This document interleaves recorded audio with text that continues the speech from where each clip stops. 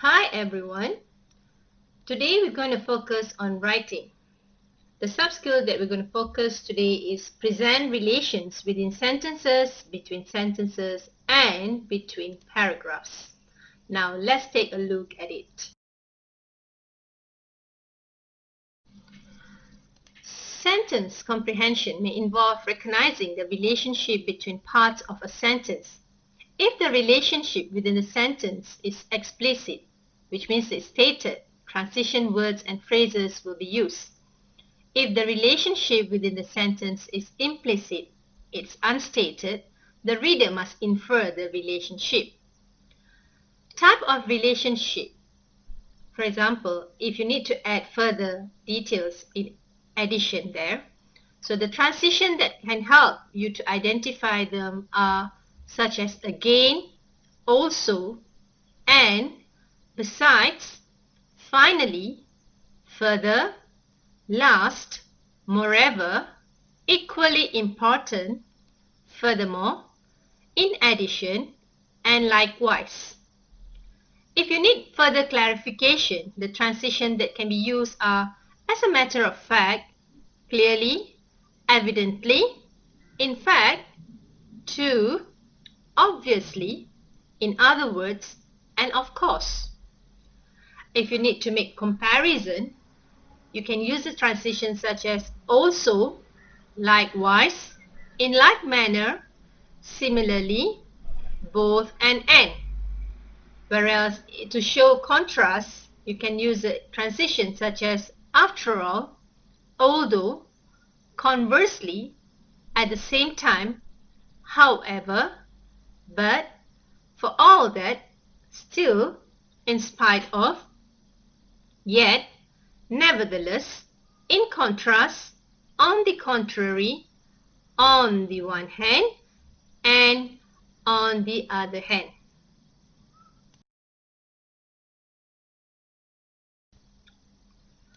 Well, in a sentence that has example, you can identify transitions such as, for example, for instance, that is, thus, including. And in a sentence or between sentences or between paragraphs, if you happen to have transitions such as above, adjacent to, below, beyond, close by, elsewhere, inside, nearby, next to, opposite, within, and without, it shows that there are some location or spatial order in the sentence there. To show a sentence or sentences with cause and effect or condition or conclusion, we can identify by having a look at transitions such as accordingly, as a result, because, then, hence, in short, consequently, thus, and therefore.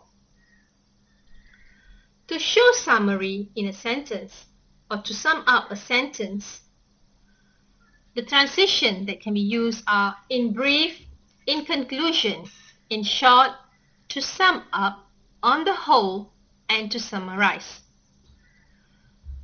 If you were to use transitions such as after a short time, afterward, before, during, of late, at last, at the time, immediately, while, since, shortly, now, until, temporarily, it shows the relationship in the sentence of time.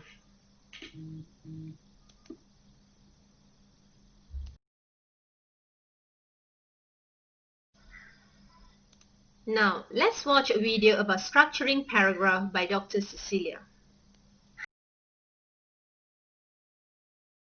Hi, it's Cecilia again. In this video, I'm going to talk about paragraphs. Learning how to successfully construct paragraphs is vital for any academic writer. A good thing is that the basic internal architecture of the paragraph, no matter what the writing task, remains pretty much the same. So knowing about paragraph structure will be useful whatever type of text you need to write. If we go back to basics and look at the architecture of an essay, it will be obvious that it's not just one continuous stream of text. Instead, the essay is divided into blocks that we call paragraphs, and they are the building bricks of the essay. But what goes into making one of these bricks, and how should you stack them together? Firstly, it's important to remember that each paragraph should only deal with one separate topic or idea. The breaks between paragraphs represent a natural pausing place for your reader. By ending one paragraph and beginning a new one, you are signaling a shift or progression of ideas. All paragraphs need a topic sentence containing the main idea to be communicated within the paragraph.